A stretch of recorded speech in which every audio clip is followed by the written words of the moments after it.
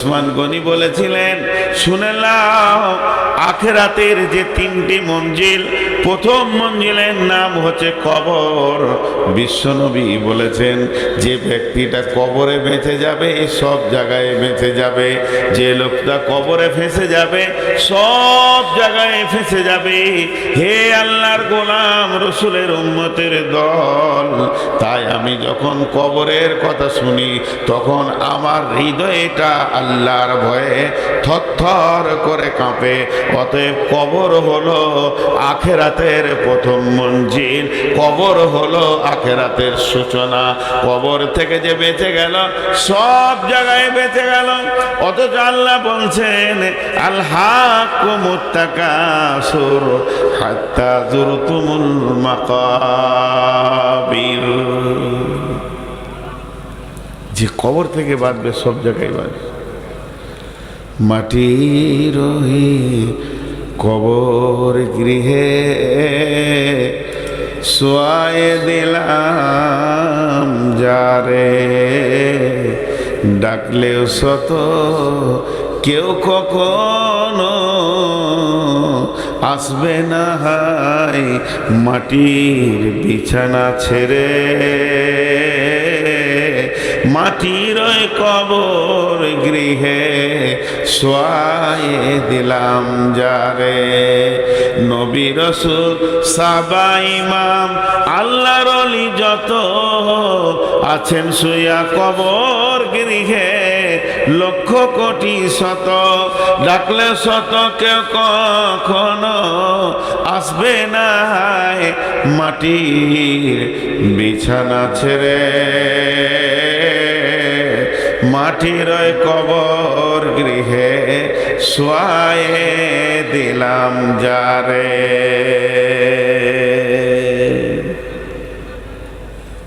ভাইরা আমার, বিশ্বনবী একটা কথা বলেছেন, মানিস্তাতা ইলাইহি সাবিলা। আল্লাহ বলেছেন, ওয়াতিমুল হাজ্জা ওয়াল উমরাতা। আবার আল্লাহ বলেছেন, মানিস্তাতা ইলাইহি সাবিলা। বিশ্বনবী বলছেন, উম্মতেরে, তোমার যদি টাকা পয়সা হয় তুমি আল্লাহর ঘরে হজ করে লাও। আল্লাহ বলছেন, তুমি হজ আর উমরাকে পুরা করো। পৃথিবীতে যতদিন বেঁচে থাকবে হজ আর উমরাকে পুরা করো।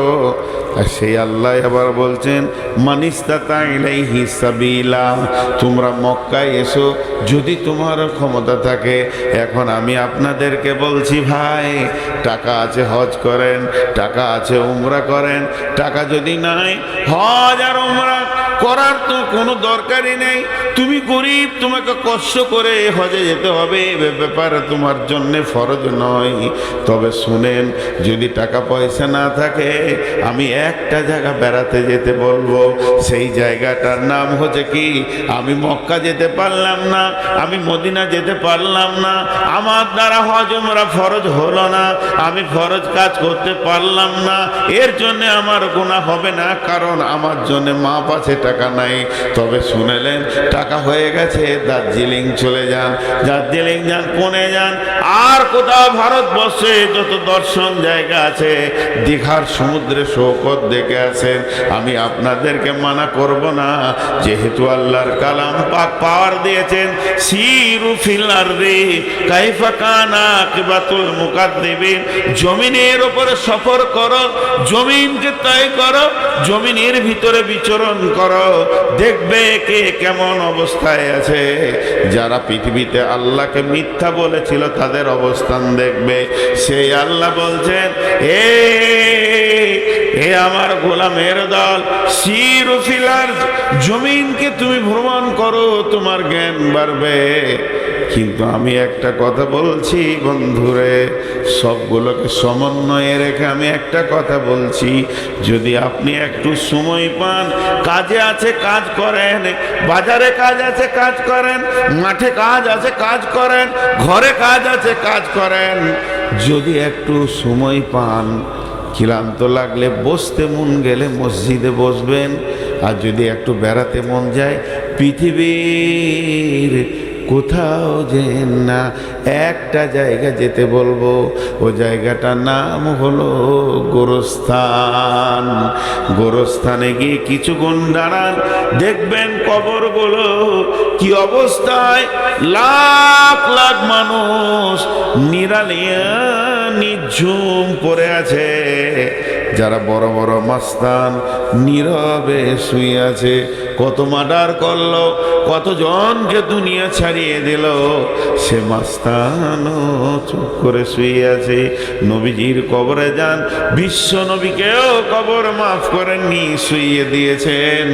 অতএব কবরস্থানায় গেলে জীবিত ব্যক্তির বেশি লাভ হয়। একটা জায়গায় লেখা আছে গোরস্থানে, হে জীবিত ব্যক্তি, মানে হাই রোডের পাশে বিরাট বড় গোরস্থান। কে যে লিখেছে, লাইনে লেখা আছে, হে পথিক, হে পথিক, তুমি চলার পথে আমাদের জন্য দোয়া করে যাও। হে পথিক, আজ তুমি যেখানে আছো, কাল আমি ওখানে ছিলাম। আবার 3 নম্বর লাইনে লিখেছে, হে পথিক, আজ আমি যেখানে আছি, কাল তুমি সেইখানেই আসবে। অতএব কবরকে স্মরণ করো, কবরকে স্মরণ করো। কবরের পাশে গিয়ে দাঁড়াও, তোমার মনে পড়বে আখেরাতকে, দুনিয়াকে ঘৃণা লাগবে। কত কোটিপতি মাসে, কত কোটিপতি, কত মাস্তান মাটির ওপরে শুয়ে নীরব হয়ে গেছে। জি, আজকে আল্লাহ রসুল বলছেন একটা জানাজা করো, 1 কিরাত নেকি পাবে। কিরাত কি? 1 উহুদ পাহাড়। জানাজা এটা পড়ে তুমি যদি পালিয়ে যাও তা 1 উহুদ পাহাড় নেকি পাবে। আর জানাজাটা পড়ার পর দাফনের কাজ চলছে, ওখানে লোকটাকে গোরস্থানে ভরা হচ্ছে, আর আপনি চুপ করে দাঁড়িয়ে দাঁড়িয়ে শেষ পর্যন্ত কাজটা কমপ্লিট করে গেলে 2 উহুদ পাহাড় নেকি পাবেন। আমার একটা জিনিস এখানে প্রশ্ন হচ্ছে, আপনাদের মনে হচ্ছে কিনা, এই জানকীনগরের একজন মারা গেছেন হাজী সাহেব, তার জানাজায় লোক হয়েছে 2000। তো যদি আল্লাহ রসুল বলতো লোক যত বেশি হবে ওই মাইয়াতের তত নেকি বেশি হবে, একটা লোক পেছু 1 উহুদ পাহাড় করে মাইয়াতকে নেকি দেওয়া হবে, তাহলে তো আমার বাপের জানাজায় আমি ট্রাক ভাড়া করে, বাস ভাড়া করে বাইরের লোক নিয়ে আসতাম, যে যত লোক বেশি হবে মাইয়াত তত নেকি পাবে না। যে আসবে, আল্লাহ নবী বলছেন, তুমি শুনতে পেয়েছো ইত্তেবাউল জানাইজা, তোমার কেউ হোক আর না হোক, মনিরামপুরে আবুল খায়ের মারা গেছে, চলে যাও, তুমি যে জানাজাটা পরগা, তুমি 1 উহুদ পাহাড় নেকি পেলে। জীবিতকে লোভ দিছে কেন গো? জীবিতকে লোভ দিছে কেন? আপনাদের ঝাড়খণ্ডে কি আছে জানি না, আমাদের পশ্চিমবঙ্গে আছে, যারা স্কুলে পড়ে বাচ্চাদেরকে দুপুরে মিল খাওয়াচ্ছে, মিড ডে মিল কেন সরকার খাওয়াচ্ছে? এই জন্যে যে ছেলেগুলো আসবে খাওয়ারের লোভে আর হয়ে যাবে শিক্ষিত। তা আমি বলতে পারবো ভারতবর্ষে মূর্খ নাই, সবাই নাম সই করতে পারে। মূর্খ ভারতে নাই, শিক্ষিত করার উদ্দেশ্য, আর এর উদ্দেশ্য আমি খেতে যাব। তো এখানে এত লোভ দেওয়া হলো কেন? এবার চলেন জানাজার দোয়াটা। আল্লাহুম্মা গফির লিহাইয়িনা ওয়া মাইতিনা ওয়া শাহিদিনা ওয়া গায়বিনা ওয়া সাগীরিনা ওয়া কাবীরিনা ওয়া যাকারিনা ওয়া উনসানা আল্লাহুম্মা মান হিয়াইতাহু মিন্না ফাহি আলাল ইসলাম ওয়া মান তাওয়াফাইতাহু মিন্না ফাতাওয়াফাহু আলাল ঈমান আল্লাহুম্মা লা তাহরিমনা আজরাহু ওয়া লা তাফতিননা বাদাহু। টোটাল কতগুলো দোয়া করলেন? ইমাম সাহেব কটা দোয়া করলেন আপনারা গুনেন? আর একবার বলছি, 1 2 করে গুনবেন। আল্লাহুম্মা গফিরলি হাইয়িনা ওয়া মাইতিনা ওয়া সাহিদিনা ওয়া গাইবিনা ওয়া সাগীরিনা ওয়া কাবীরিনা ওয়া যাকারিনা ওয়া উনসানা। আল্লাহুম্মা মান আহইয়াতাহু মিন্না ফাহিয়া আলাল ইসলাম ওয়া মান তাওয়াফাইতাহু মিন্না ফাতাওয়াফাহু আলাল ঈমান। আল্লাহুম্মা লা তাহরিমনা আজরাহু ওয়া লা তাফতিননা বা'দাহু। 12টা দোয়া চাওয়া হলো, 12 বার দোয়া চাওয়া হলো, একবার দুবার নয়, 12 বার দোয়া চাওয়া হলো। কিন্তু মৃত্যু ব্যক্তির জন্য একবার, আর 11 বার হলো জীবিতদের জন্য, যারা হাজির হয়েছে, যারা হাজির হতে পারে নাই, যারা নারী, যারা পুরুষ, যারা শিশু, যারা বৃদ্ধ, এই বলে শুধু 11 বার জীবিতদের জন্য দোয়া চাওয়া হলো। আর যার জানাজায় গেলাম, যে লোকটা খাটে শুয়ে আছে, যাকে সামনে করে জানাজা হচ্ছে, ওর জন্য খালি একবার চাওয়া হলো।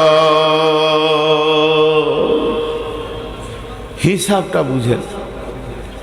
মাইকে মাইকে এলান করা যাবে কি যাবে না এই নিয়ে ফতোয়া চলছে, আমি ফতোয়া দিচ্ছি না। গোটা এরিয়াতে মাইকিং হয়ে গেল, জানকীনগরে হাজী আবুল কালাম মারা গেছে, গোটা এলাকার লোক, কেউ বাইক, কেউ মোটরসাইকেল, কেউ টোটো, যে যেমন পারছে এসে হাজির হচ্ছে। যার জন্যে হাজির হলো ওকে একবার দোয়া দিলে, আর যারা হাজির হলো ওরা 11টা দোয়া নিয়ে গেল।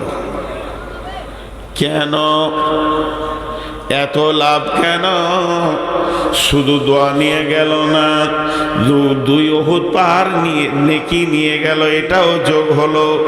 এত দিলেন কেন? দেওয়ার শুধু একটাই কারণ, এবার কারণটা বলবো, বুঝেলেন? কারণটা হচ্ছে, হে পৃথিবীর মানুষ, তোমরা মৃত্যু ব্যক্তিকে দেখতে যাও। হে পৃথিবীর মানুষ, তোমরা মৃত্যু ব্যক্তিকে দেখার লেগে ভিড় করো। তুমি অন্য কোন আশ্চর্য জিনিস দেখতে গিয়ে যেমন ভিড় করো, ওই ভিড়টা মরা ব্যক্তিকে দেখে করতে যাও। লাভ কি হবে? লাভ কি হবে? তোর বিবেকের দরজার হুড়কাটা খুলে যাবে, তোর বিবেকের দরজাটা সুন্দর করে খুলে যাবে, আখিরাত তুই দেখতে পাবি।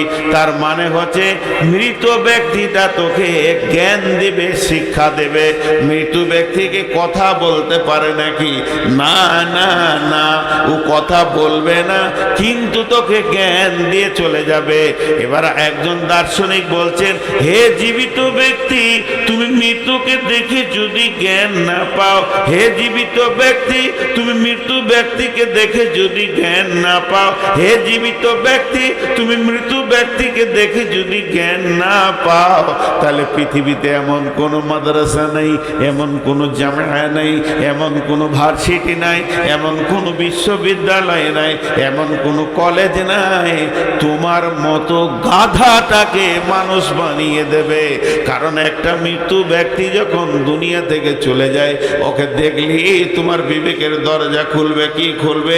এই লোকটা 1 ঘন্টা আগে আত্মীয়কে নিয়ে জড়িয়ে বসেছিল, টাকা পয়সা, মাল মাল, ব্যাংক ব্যালেন্স, জমি জায়গা, গাড়ি বাড়ি, পেট্রোল পাম্প, এই নিয়ে চিন্তাই ছিল। কি হলো রে বন্ধু? আজরাইল এলো, সমস্ত মায়াগুলো কেটে গেল, কটগুলো কেটে গেল, সমস্ত ছেলে পিলে, বউ বিটি স্ত্রী, সমস্ত মায়াকে কেটে নাতি পুতা যাদের আনন্দে দিনটা কাটাতো, তাদের প্রেম কি করে কাটা গেল?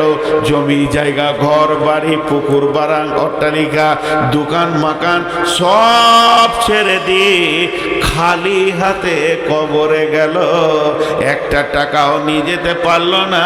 এই ব্যক্তি, এই দৃশ্যটা তোমরা দেখতে যাও। নবীজি বলছেন, যাও যাও যাও, ভিড় লাগিয়ে দেখে এসো গা। ও তো কিছুই নিয়ে যেতে পারেনি, বলেনি এখান থেকে তোমার আখিরাতের জ্ঞান বাড়বে। এর জন্য আমি দোয়াটা জীবিতকে বেশি করে দিলাম, এর জন্য আমি দোয়াটা জীবিতকে বেশি করে দিলাম। আর 2 উহুদ পাহাড় নেকি দিয়ে দিলাম, যাতে করে ভিড় লাগাবে আর দেখবে নিজের জ্ঞানের দরজাটা খুলে যাবে।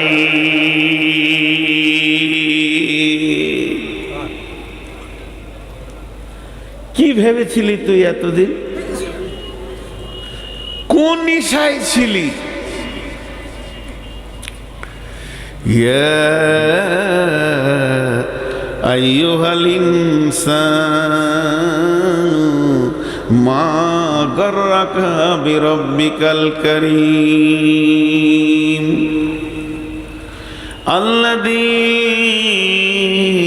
খালাকাকা ফাসাওয়াকা ফাআদালাকা ফি আইয়ি সূরাতিন মা শাআ রাক্কাবাক কাল্লা বাল তুকাযযিবুনা বিদ্দীন ওয়া ইন্না আলাইকুম লাহাফিদিন কিরামান কাতিবিন ইয়ালামুনা মা তাফআলুন।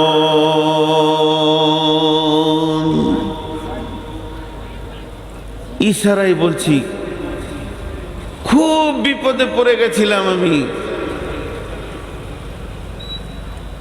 22শে মার্চ এখানে জালসা স্টেজে উঠেছি, এসপিএস এ নামিয়ে দিল আপনাদের বিহারে পাকুর, এখানে গাঁটার নাম ভুলে গেলাম, বিক্রমপুর। এই বিক্রমপুরে পাকুর পার হয়ে 22শে মার্চ আমার মনে আছে, ওরা তাড়াহুড়ো করে আমাকে এশার আজানের পরে পরেই দিয়ে দিল নামাজ পড়ে, যে খানিকটা তো শুনি। পুলিশ চলে এলো পাকুর থেকে। পুলিশ আমাকে কিছু বলেনি, কমিটির 3 জনকে নিয়ে ওই কোণে একটা আমের গাছে নিচে ফোঁস করছে। শেষকালে যে সভাপতি ছিল ওকেও ডাকলে, সভাপতি এসে আমার কানে বলছে ছেড়ে দেন। 10 মিনিট বলা হয় নাই, ছেড়ে দেন। কেন? সেই দিন লকডাউন ঘোষণা হলো। আমি গাড়ি ছেড়ে বেরিয়ে গেলাম যে কাল থেকে আর গাড়ি চালাতে দেবেন নাকি ঠিক নেই। সেই যে লকডাউন শুরু হলো, বিরাট চাপে পড়ে গেলাম। 2খানা মসজিদের কাজ চলছে, 34 লক্ষ টাকা ঋণ। শুনবেন, এটা আমি উদাহরণ দিচ্ছি, উদাহরণ, এটা মিসাল দিচ্ছি। আমার দিন রাত সমান হয়ে গেল। হার্ডওয়ার্সের দোকানে রডে সিমেন্টে চারিদিকে ঋণ, আমার ঋণ লয়, মসজিদের ঋণ। তো দোকানদারদের আল্লাহ ভালো করুক, ওরাও বুঝে নিয়েছে যে লকডাউন চলছে, একদিকে তো কিছুই হচ্ছে না, আমার নিজের ইনকামের লাইনটাও বন্ধ। আমারটা চললে আমার দিয়ে চালিয়ে নিতাম, পরে ব্যবস্থা করতাম। তখন গোপনে গোপনে কিছু গ্রামে কালেকশন করতে করতে 6 লাখ টাকা কালেকশন করেছি। রাতে যেতাম গাড়িলে, দিনে গোপনে গোপনে কালেকশন করতাম। তার মধ্যে যান কিনে করে এসেছিলাম 6 লাখ 6.5 লাখ কালেকশন করে। আর আমার দম আগাচ্ছে না, আর পারছি না, ভয়ও লাগছে, বেরোতে পারছি না। বহুত দূর একটা গ্রাম গেলাম, নাম বলবো না।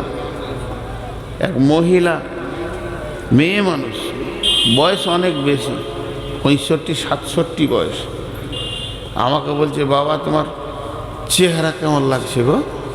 বললাম কি আর বলবো মামি, মামি বলি ওকে। আমার ডায়াবেটিস, সুগার বেড়ে গেছে। কি হলো? এরকম আমার ঋণ। আল্লাহ ভালো করুক, ওর জন্য আমি রাতেও দোয়া করি।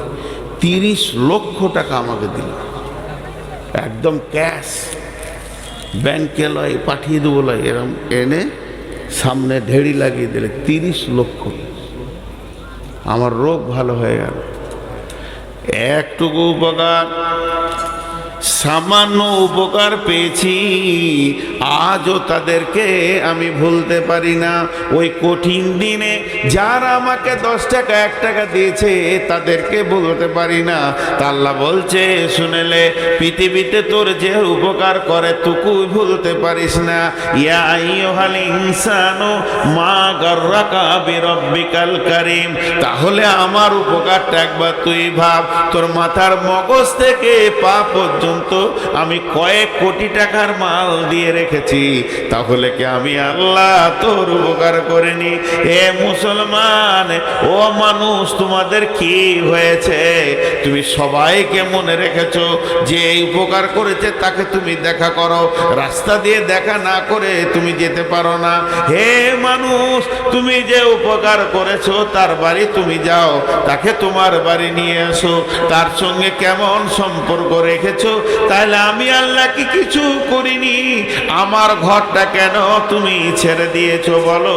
মা গর্রাকা বিরব্বিকাল কারীম, রব্বিকাল কারীম, মেহেরবান আল্লাহ এত কিছু করলো, সেই মেহেরবান আল্লাহকে কেমন করে তুমি ভুলে আছো বলো?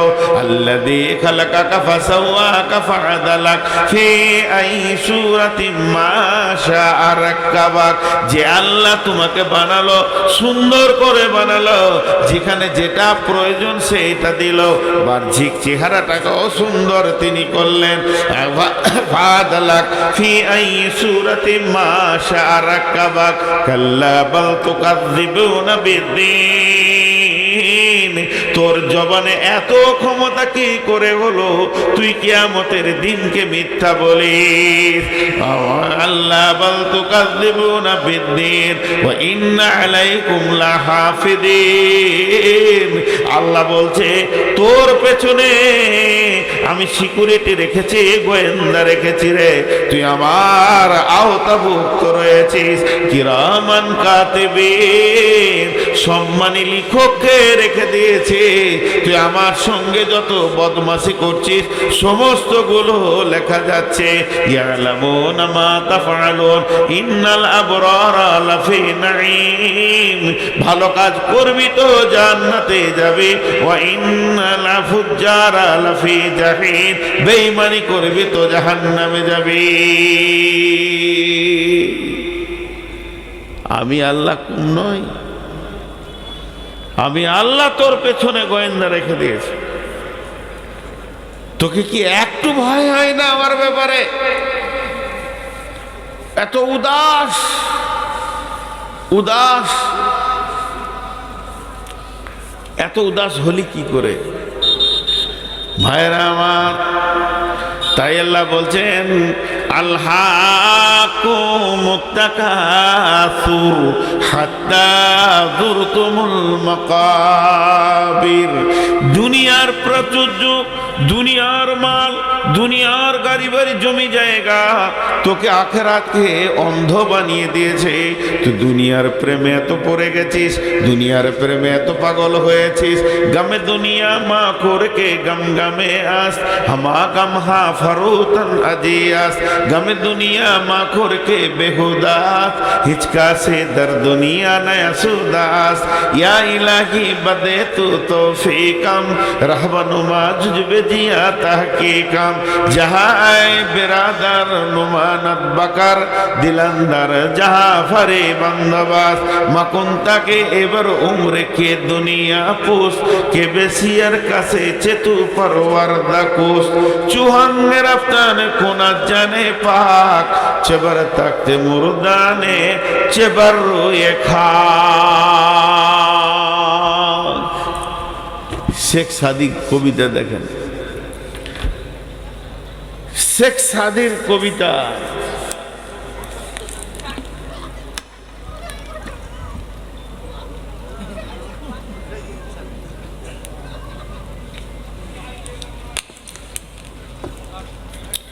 এই কবিতার তর্জমা কটা খালি করব, একটু মনোযোগ দেখ, একটু সবাই চলে গেল জান। শেখ সাদি বলছেন গমে দুনিয়া মারখোর কে গম গমে আস, হামা গম হা ফারুতান আজিয়াস, গমে দুনিয়া মাখোর কে বেহুদাস, হিচকা সে দর দুনিয়া নয়া সুদাস। পৃথিবীতে যত নিশা আছে, ফ্রান্সিটি, মদ, ইনজেকশন, হেরোইন, আঠা, যা আছে নিশা, গুল, গুরাকু, জর্দা, বিড়ি, তামাক, যত নিশা আছে সব থেকে ভয়ানক নিশা হচ্ছে দুনিয়া। কেন? উনি বলছেন তুমি যদি সকালে মদ খাও বিকেলে তোমার হুঁশ ফিরে যাবে, তুমি যদি সন্ধ্যায় মদ খাও সকালে আর সেই নিশা থাকবে না।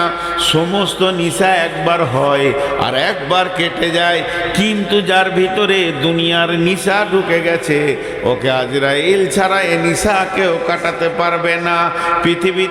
পৃথিবীর মালের নিশা হচ্ছে সব থেকে নোংরা নিশা।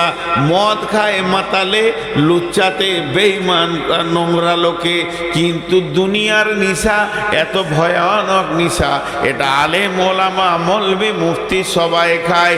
আল্লাহ তাই শেখ সাদি বলছেন ইয়া কামে দুনিয়া মাখুর কে বেহুদাস, হিচকা সে দর দুনিয়া নয়া সুদাস।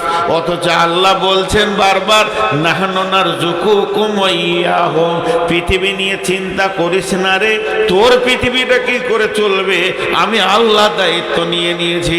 কিন্তু আমরা উপরি মাথায় চাপিয়ে নিয়ে না চিন্তা করব, এক্সট্রার চিন্তা করব। তাই বলছে দুনিয়ার চিন্তা করো না, এটা বেহুদাগিরি হবে, এটা বেতাকাল্লুফি হবে, আল্লাহর সঙ্গে গোস্তাকি হয়ে যাবে। আর এই পৃথিবীর মাটিতে একটা লোক দেখাতে পারবে না যে মরার আগে বলেছে আলহামদুলিল্লাহ আমার যথেষ্ট হয়েছে, আরো কি করে কবে, আরো কি করে হবে। আল্লাহ তো তাই শেখ সাদি দোয়া চাইছে, ইলাহি বাদে তো তৌফিকাম, হে আল্লাহ তুমি আমাকে তৌফিক দাও, রাহবে নুমা জুজবে জিয়া তাহকিকাম, আমি যেন ভালো রাস্তায় তাহকিক করে চলতে পারি।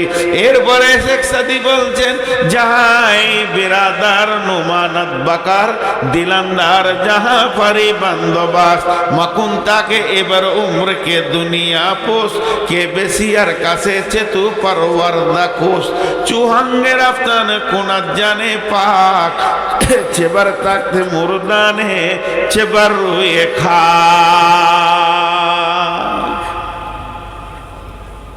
হে লোক সকল, দুনিয়ার সঙ্গে প্রেম করিও না, দুনিয়ার সঙ্গে প্রেম করিও না। দুনিয়া খুব বাজে জায়গা। প্রেম কার সঙ্গে করবে? দুনিয়ার মালিকের সাথে করো। একটা সুন্দর মহিলা, দেখতে খুব সুন্দর, শরীর স্বাস্থ্য সব সুন্দর, জানকীনগরের মেন রাস্তাতে হেঁটে যেতে, তুমি ওকে লেপটে ধরতে যেও না। ওকে যদি ধরতে দাও তো তোমার সাজা কি হবে? তুমি লাত খাবে, এত তোমার লাভ পড়বে, বেজ্জুতি হবে, ওর ভাইয়েরা এসে জুতা করে পিটাবে। আর যদি তুমি চালাক হও, সুন্দরী মেয়ে যেটা আছে ওর বাপের গলাটা ধরিয়ে জড়িয়ে পড়ে যাও। শেখ সাদির কথা, ওর বাপ যদি রাজি হয়ে যায় ও আপনা আপনি তোমার বিছানাতে আসবে। আর যারা তোমাকে জুতা মারতো ওদেরকে শালা বলে ডাকবে। এবার তোমার দাম কতটা বাড়লো। মেয়েটা ধরতে গেলে তো জুতা খেলে, আর ওর বাপকে যদি জড়িয়ে ধরো সারা দুনিয়া জুতা মারবে না।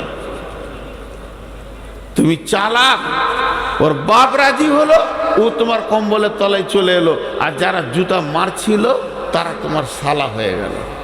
যত ডাকবে ডাকো, ছোট শালার বড় শালা বলে, অসুবিধা নেই। রাইয়ে শেখ সাদি বলছেন যাহা আয় বেরাদার নোমানাত বাকার, দিলান্দার যাহা পারি বান্দবাস। এই পৃথিবীটা দেখে যদি তোমাকে সুন্দর লাগে, পৃথিবীটাকে তুমি লেপটে ধরতে যেও না, তাহলে পিঠে চামড়া থাকবে না, জাহান্নামের ফেরেশতা মেরে লাল করে দেবে। তবে পৃথিবী যদি তোমাকে ভালো লাগে, এই পৃথিবীর মালিক যে এই পৃথিবীটাকে যে সাজিয়েছে তাকে জড়িয়ে ধরো। যখন তাকে তুমি জড়িয়ে ধরবে, পৃথিবীটা আনন্দে তোমার পেছে সে কুত্তা বানিয়ে দেবে। এই পৃথিবী তোমার পেছনে পেছনে ঘুরবে। আরে পৃথিবী কত বড় বেঈমান, এই মাটির উপর আর আসমানের নিচে এই জায়গাটা হলো বেঈমান।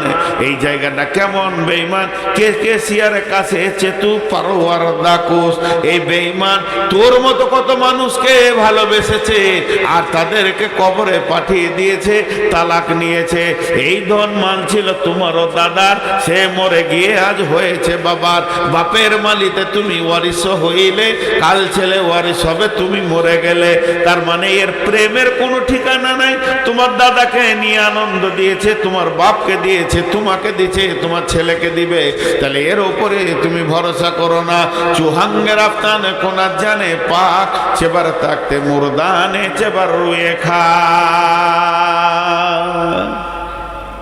সকালবেলায় উঠেছো, কিয়া সাবান দিয়ে গোসল করেছো, তার কিরকারপিন তেল মেখেছো, তার তেল মাখার পরার পর আয়রন করা জামা পরেছো, আর জামা পরার পর বডি স্প্রে লাগিয়েছো, গোটা বডিতে তুমি আতর লাগিয়ে রাস্তায় হাঁটছো।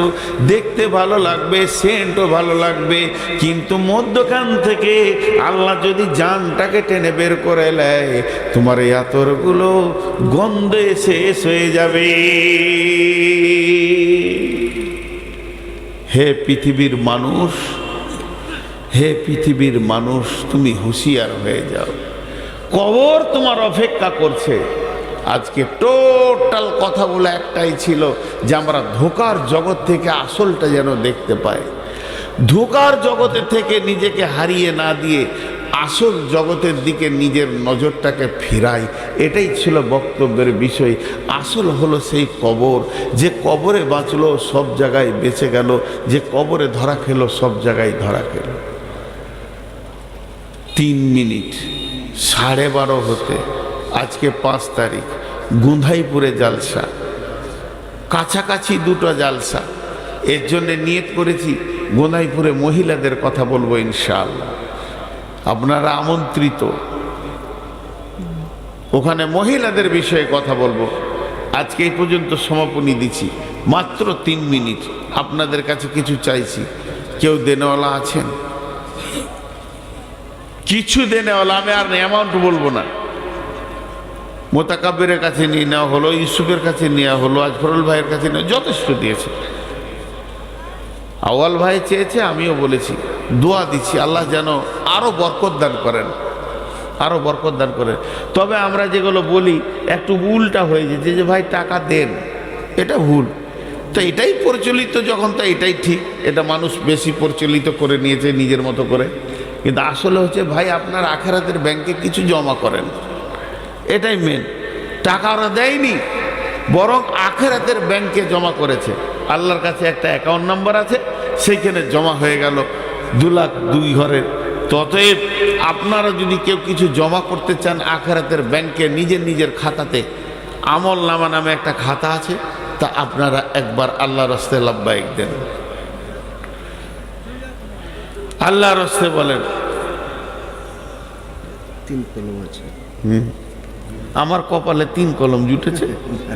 10,000 নুরুল পাকুর 10,000, নুরুল পাকুর 10,000। এই একজন ইউটিউবার উঠবে না, বসো।